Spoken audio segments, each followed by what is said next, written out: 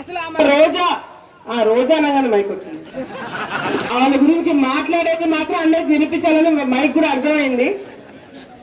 వీళ్ళు అసలు ఆంధ్రప్రదేశ్ లో ఉన్నారో లేదో తెలియదు.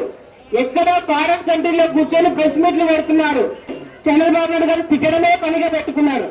ఈ రోజు నేను అడుగుతున్నా, తెలుగుదేశం పార్టీ నాయకులు చిన్న స్థాయి కార్యకర్త దగ్గర నుంచి ముఖ్యమంత్రి చంద్రబాబు నాయుడు గారి వరకు ప్రతి ఒక్కరు కూడా మీ మండలంలో నుంచి కూడా చందాలు వేసుకొని పోయి చెక్కు ముందు చంద్రబాబు నాయుడు గారికి ఇచ్చొచ్చినారు.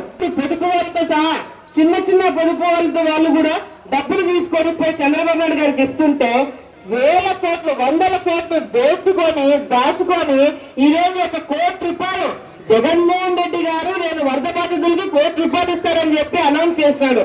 ₹1 కూడా ఇంతవరకు తీసి ఇవ్వలేదు. అంటే మాటలు మాత్రం చెప్తారంట, డబ్బులు మాత్రం బయటికి తీయారంట. ఇది ఈ రోజు వైసీపీ నాయకుల పరిస్థితి.